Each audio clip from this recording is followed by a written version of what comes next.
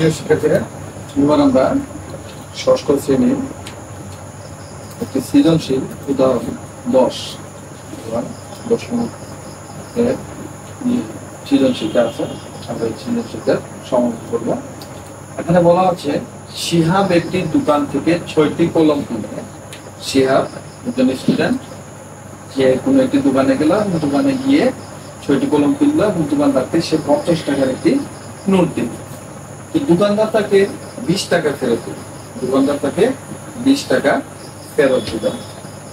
শিহাব অন্য একটি দোকানে গেল এবং সেই দোকান থেকে প্রতিটি ওয়াই টাকা ধরে 3টি খাতা কিনল। প্রতিটি ওয়াই টাকা ধরে 3টি খাতা কিনল। তাহলে ক, প্রতিটি কলমের দাম x টাকা ধরে একটি সমীকরণ গঠন করে। এটা আমাদেরকে ক নম্বরে বলছে, প্রতিটি কলমের দাম x টাকা ধরতে হবে এবং x টাকা ধরে একটা সমীকরণ গঠন করতে। খ, প্রতিটি কলমের দাম নির্ণয় করো। তাহলে আমাদের প্রতিটি কলমের দাম নির্ণয় করতে হচ্ছে। গ, 3টি খাতার দাম 6টি কলমের দামের সমান হবে। প্রতিটি খাতার দাম নির্ণয় করতে।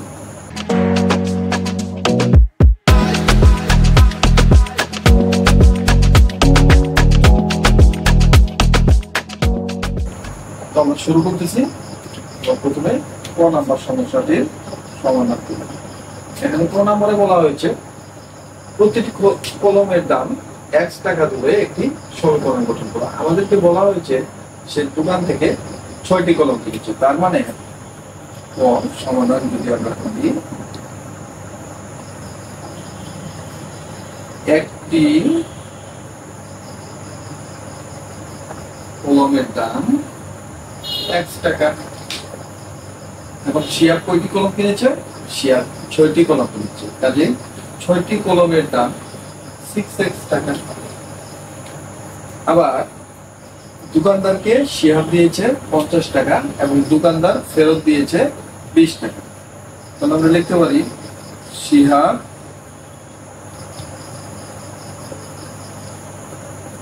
দোকানদারকে দেয় 50 টাকা এবং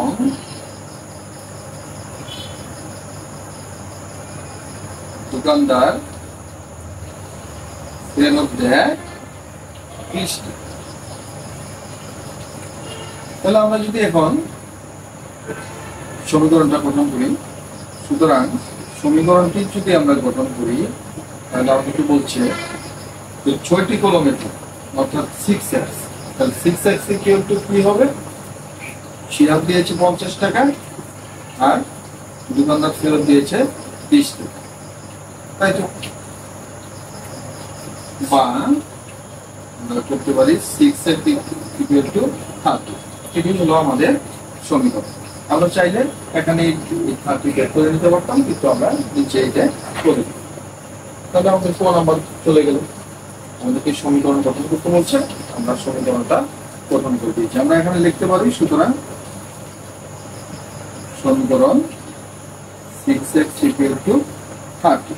এবার আমরা কোন সমস্যাটি সমাধান করব। কলমে বলা হয়েছে প্রতিটি কলমের দাম নির্ণয় করতে। তাহলে আমরা ক হতে পাই,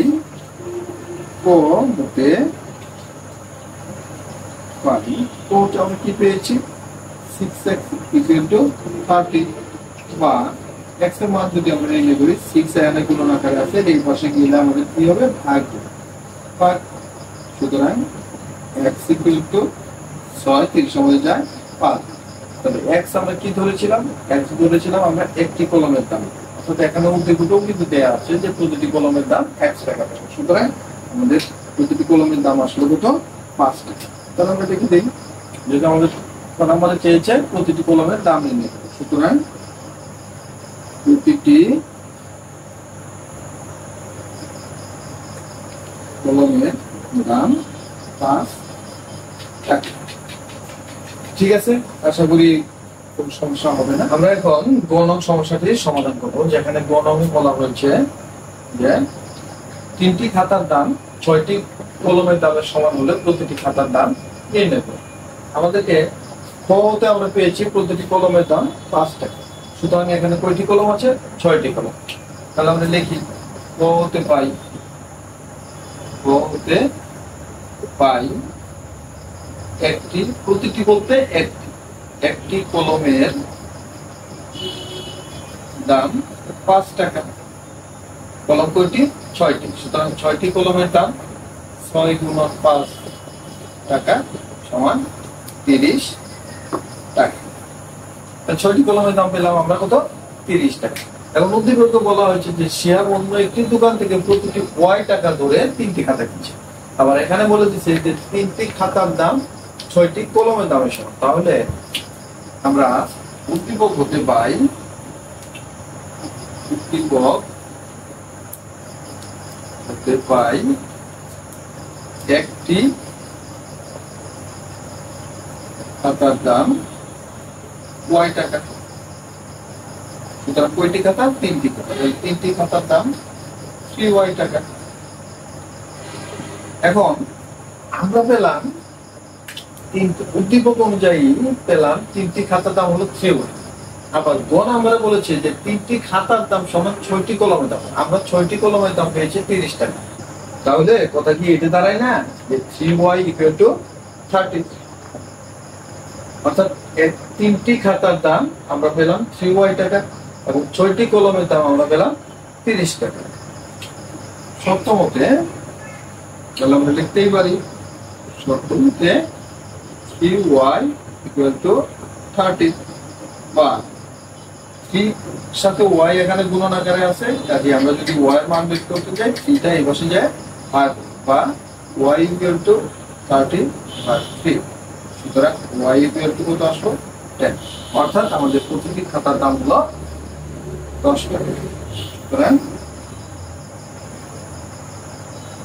প্রতিটি দাম 10 টাকা। তো আশা করি তোমরা সমাধানটা বুঝতে পেরেছ। যদি বুঝে থাকো তাহলে অবশ্যই বন্ধুদের মাঝে শেয়ার করে ছড়িয়ে দিতে একটু ভুলবে না, আর চ্যানেলটিকে সাবস্ক্রাইব করবে। যারা অলরেডি সাবস্ক্রাইব করেছো তোমাদেরকে অনেক ধন্যবাদ।